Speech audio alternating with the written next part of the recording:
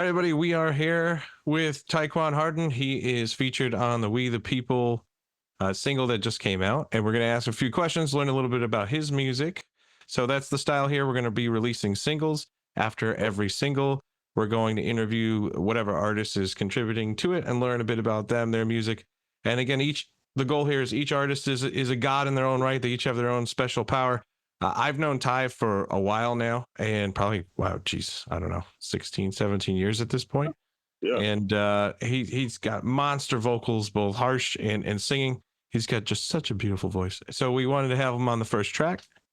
And so Ty, why don't you give us a quick rundown on what you're doing, how long you've been singing for? Yeah, let's see. I've been doing vocals ever since I was, like I say, 15 or like 14 around there. Been doing that for the longest time. I've been doing that for a while. I think around that same time you actually saw me when I was a kid doing vocals.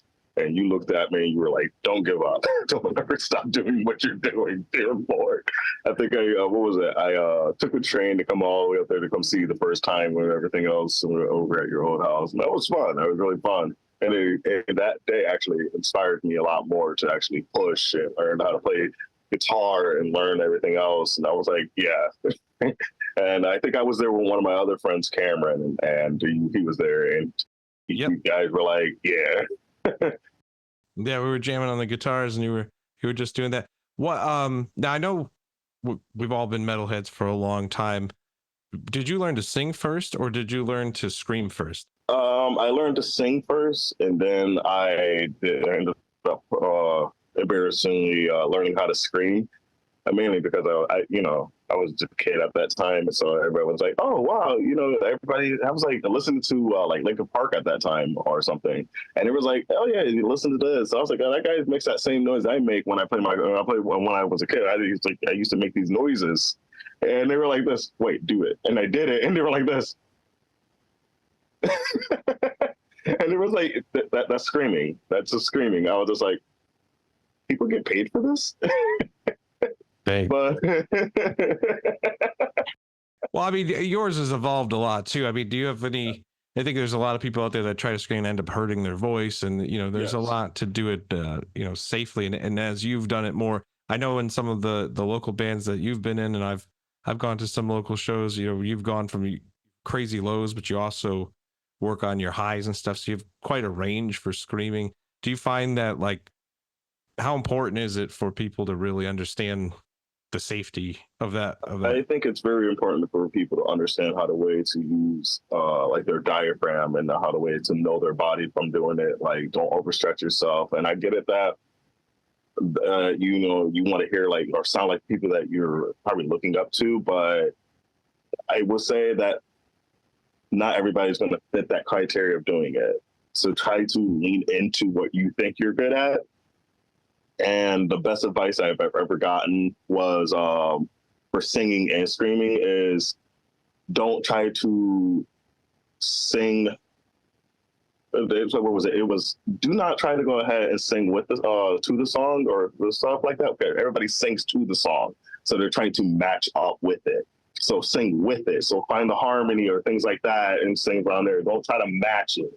So I will never try to go ahead when I'm singing songs and things like that. I try not to match it or try to do that live so much and stuff around there unless I know my body can handle it. So it's always you have to, Yeah. But and it really has been like a long trial, a long adventure of learning how to do vocals and things like that, and learning what you can and can't do live.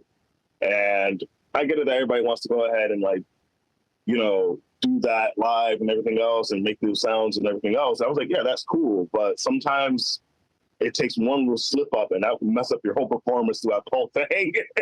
And your throat's hurting and things like that. So I've done it, I've done it once and I'm like, I'm never doing that again. Yeah, I don't. Learning how to do it for this the track, I've been trying to learn how to do it for like 6 months. This is my first time doing vocals also. And definitely when you're first messing around thinking you can do it, and then you have a sore throat afterwards. It's no fun at all. Now, so I know we've always been trying to work on stuff together. Did you with this song, I know when I reached out to you, I just thought you'd be, the ideal fit for this. And our friend Etienne, who mixed it, kind of, it's nice because we all kind of know each other, even though we're all from a little bit far apart. You and I are obviously much closer than he is. But Yeah. as far as the song itself and everything, do you feel like it's an important message? I mean, you can see the background I have here, but I think right now more than ever, the country is so divided, and it's not about being on one side or the other. I think some people see We the People and they just assume it's like ultra conservative or something like that. And when in reality, this is about actually the people underneath, and a song about how they're just kind of directing us against each other when we really all need to be together more than ever now. Well, it was. I get to say it has been more like from how the way the country is running. It's just like people have been trying to set it up and pin each other up against each other, because other than trying to do that shows like shows that lack of unity and things around there. So it kind of shows that lack of it. But it's for them. It's a game. And, to go ahead and do that, the more angry you are, the more, dumb decisions we all make and things like that, or say things that we, around there. So if we take turns and actually say what we're feeling and say it in a calm manner, and so like, well, I feel this way. And they're like, okay, but what makes you feel that way? And things like that. And, the same way how we can all talk to each other and try not to go ahead and do so. But we're not really going to go ahead and like try to understand each other if we're all shouting over one another. That's the reason why, I understand where this song is coming from. And it's a game to other people who are in the political seat. That's why I think it is. And it's all about chess. And that's what they're playing. And if you could look at it, you can see there's plenty of things that you can look at media. You can see this clear as day. If you calm down for a little bit and watch to see what happens, you can clearly see nobody's going to talk about this, kind of stuff like you can't. They're like, are y'all really that angry that you can't notice that?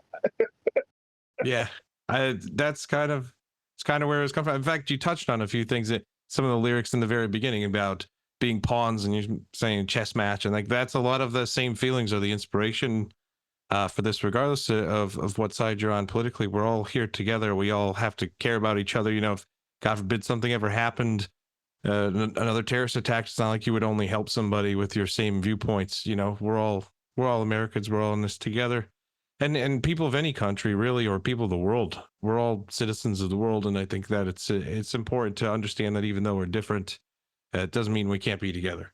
And Yeah. that's kind of where it's coming from. And obviously having you on it elevated it to another level. I certainly, if I sang on it, it would sound like a bunch of dead cats outside. Somebody would call animal control. So it's wonderful to have somebody execute the vision. We heard a guy going, angry raccoons. I do want to shift gears a little bit. I know there's some people that are super interested in understanding how you record and how, because for those that don't know, Ty and I live in the same state, but we're not that close to each other. And we've worked on other tracks together with people from all over the world, and understanding how to record at home and what's important for you, just like the key essentials. Not everybody has a ton of money to drop on top-notch gear, but you've got it set up. You've got like a perfect little setup to get everything as good as you could possibly do it. And I know that your setup is like really, really efficient because you have like just the right gear. You've dialed it into a place where you get really, really good tracks. And then we just kind of use an online cloud storage service to kind of move the files back. So what kind of stuff are you using in the home studio? Well, for my studio monitors, like I said, I'm using Kali's and stuff like that, but I ended up upgrading them up to like 8 inches, stuff like that. Yeah, those are a lot bigger than I thought they were going to be when I first got them. It's like, I don't want 6 inches. I want 8 inches. I think I bit off more than I can chew. These things are huge. They're heavy too, but they sound really good. I would say you get those. The first thing you're always going to need is an interface, and try to spend a little extra bucks on it, and not saying like, oh, you have to splurge on it, because it doesn't really matter. It's just a sound card if you think about it, But it's just like, go ahead and do that. I say get those, have a kind of a decent PC to go ahead and run these type of things, because you're going to be running a DAW that, you know, is running other programs, and then you're having the mics and things like that and everything else around there. It took me a while to figure this all out, like probably a good, like I say, a year, a lot of planning, asking people more questions about certain things and see where I was going. And I was like, well, I knew that people wanted me to do a lot more vocals and things like that. So I had gotten that set up, you know, and I went out and got SM, you know, B7, you know, I ended up. Oh, sure. Yeah. The 7B, the podcaster 7B, mic yeah. that turns out to be amazing for screaming vocals. Yeah. And then I ended up getting those. And then for singing wise, I ended up getting a condenser mic. Those are a lot more expensive. You can use it for screaming, but I use it preferably for singing. And mainly because it captures everything in it, but that's a whole nother talk for something else. Sure. Like go into depth about mics. Like I say, like you just have to go ahead and make sure you have the right kind of DAW, the right interface, and the right mic and things like that, and get a good pair of headphones that don't travel too much out sound while you're recording vocals or things like that, and it won't travel into the mic. You know, and once you learn the little keys and things like that, and learn like your tempos and things like that, you're set. But it took a while. It took a while, and there was a lot of trial and error. I would say that to go ahead and join a forum, like, you know, I was in for like Nail the Mix and things like that, to talk to other producers and musicians who were in there. You'd be surprised, man. There's a lot of them might be running the same, you know, system you're running, and say, hey, I learned this trick, learn how to do that. So try that out. And, you know, it's all about pick up and try to figure it out, but not everything can be taught to you. A lot of it has to be your own thing. It's just like you have to learn your own system, how to way to do things. But it took a while. It took a while to learn like everything and to go ahead, because you're going to make a lot of mistakes and you're going to make a lot of trial and error, but that's okay.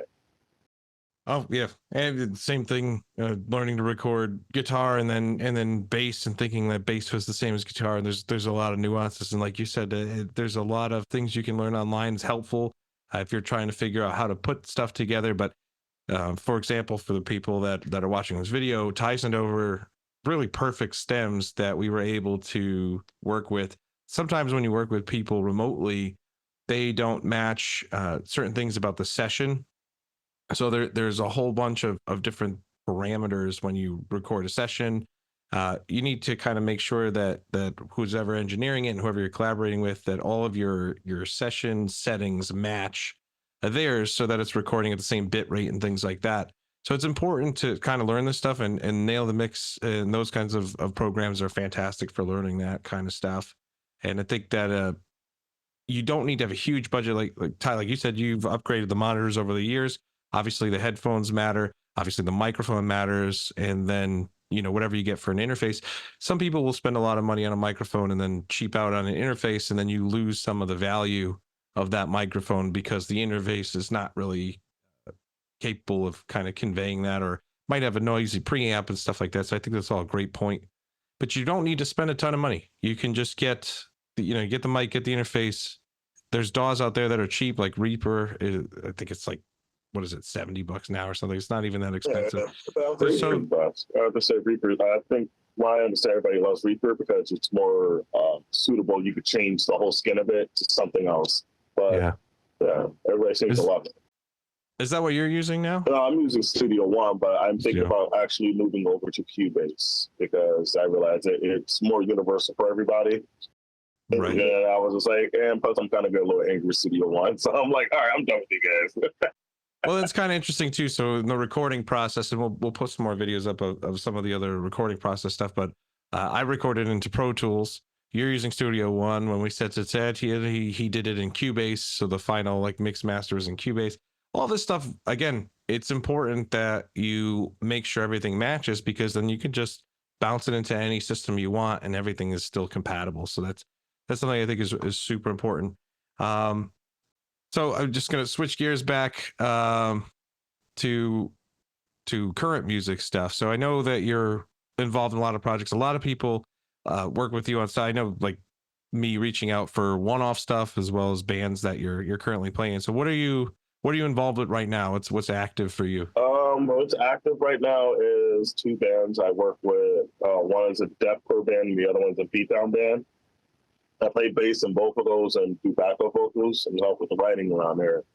The deathcore band I work with is called Embedded in Filth, and the beatdown band I work with is Torn Into.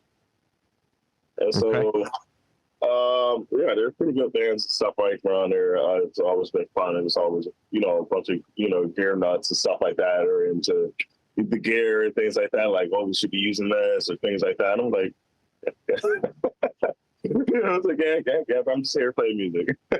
I'm big fan of the gear stuff. I love the gear convos. Yeah. Are either of these playing out or playing out soon? That's the plan. We are working on, we already first Embedded in Filth. There's about 4 or 5 songs that are already done. We're already constantly working on some other stuff that we're trying to get out of the way. But other than we're about to go ahead and put out another for Embedded in Filth, where I think we're trying to do another music video and put out another song, and Torn Into, they want to go ahead and try to wrap up some stuff around there. There was a couple of gear stuff that kind of like dawned on the guitarist, and he was like, you know what? I think we could have just used this instead.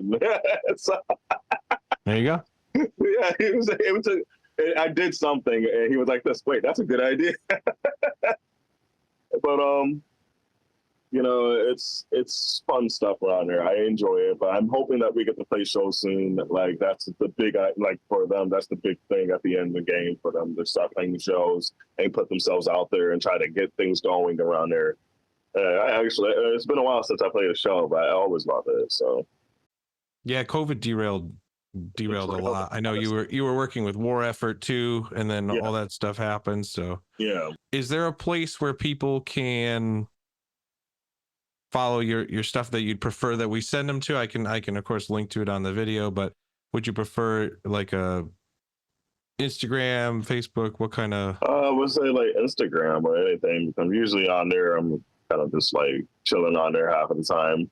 I do go on to Facebook, but not so much because, I have family all over there. So they're always watching everything I do, and always got their 2 cents to throw in. And I'm like, you know what? You guys stay on there.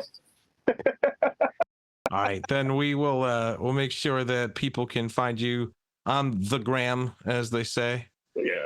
Are we old enough to say the Facebook now? Is that? I think it was like, you can find me on the Facebook. All right, old man.